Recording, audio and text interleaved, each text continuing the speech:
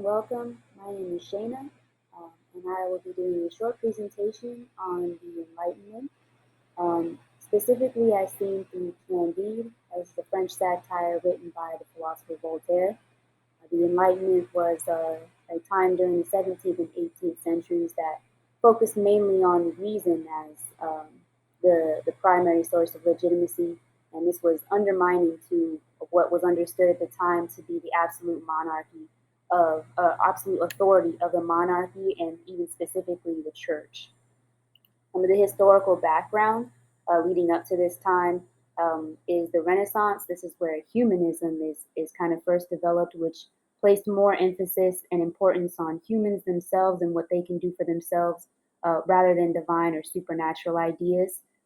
Also, the invention of the printing press allowed for wide distribution of literature, allowing for people to be exposed to many more ideas and knowledges that just wasn't there before. Also, after this time, the Reformation began, primarily led by Martin Luther and John Calvin, and this created many religious factions as the authority of the Pope was being challenged, and there were people who were loyal to that, and then the people who were fighting against that. So some of these factions created conflicts, even led into different wars, and a lot of times the religious order had a large political influence as well. So this also led into different European monarchs fighting, whether they were fighting the religious order or they were fighting other kings, whether it was over territory or over authority of that place or the people.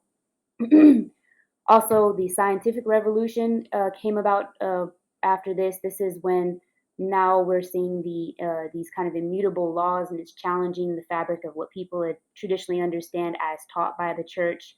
And now people are beginning to look more at rational thought, what can be proven, what can be seen, rather than kind of like the blind faith that the church had the people under before. So now going into Candide itself, it's as I said before, French satire written by Voltaire. It chronicles the journey of Candide as he sees the atrocities of war. He sees the corruption of religious leaders and just other men as he's robbed and cheated, and also many other people who just have lives that are even worse, even more worse than his. And during all of this, he is struggling with the ideology he was taught, which was Lebanese optimism. It's the idea that even in the face of all of these horrible evils, all is for the best, or it's the best of all possible worlds. So Voltaire is coming against this kind of idea of accepting these different evils, and even specifically the religious corruption and hypocrisy. And essentially saying it's not really for the best, that we can do better as humans. And of course, he uses a lot of different sarcasm in this. These are a few quotes to help you see how his general take on the government and tyranny. And of course, you can see his sarcasm. And of course, by a lot of what he's trying to say is that people should be free to think for themselves and do for themselves. So some of the historical content within Candide itself, there was a 7 years war that was fought between Prussia and France over territory.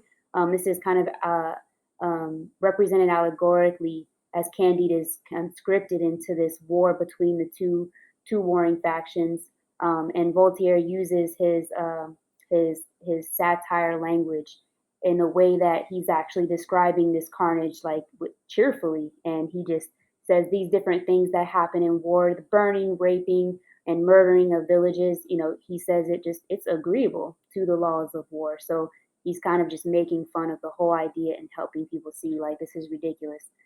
Another historical event that takes place during Candide is the 1755 Lisbon earthquake. It was absolutely devastating to that area, and the town clergy at the time decided to perform a auto de fe, which is basically a public burning of heretics. And again, Voltaire uses this sarcasm because the town clergy see this as this is an infallible preventative of earthquakes, kind of showing the incompetence of the religious leaders at that time. So some of the other cultural context, again, the politics, you see how there's this power struggle between monarchs and the religious orders throughout Candy's journeys. Of course, the religion is being questioned at this time as it's shown through these different evils of the Grand Inquisitor, different priests, other people that he meets along the way that rob him or cheat him or are just doing other misdeeds. You can also see the class struggle that he deals with. He starts very poor and he's treated horribly, but at some point he actually becomes rich, and now all of a sudden he's surrounded with honor and able to get in the company of nobles and whatnot. And while he's in the company of these different people, he's now able to kind of hear the critiques of the different arts and sciences understood at that time. They're very hypercritical, so it kind of like plays into this idea of how in the Enlightenment age people were very focused on this rational analysis. So the Enlightenment basically had a big impact in how it shaped the world to follow, as all of the hypocrisy and corruption is exposed, and a lot of it was done through works like Candide to kind of bring it to the people's attention. And as this happened, people began to shift their ideology kind of away from this sole reliance on the religious institutes and look for more political independence. And so this is actually kind of paving the way for the revolutions that would later come in America and in France. And this pretty much solidified this transition from monarchy or a theocracy to democracy. So thank you very much for watching, and I hope you got a bit out of this.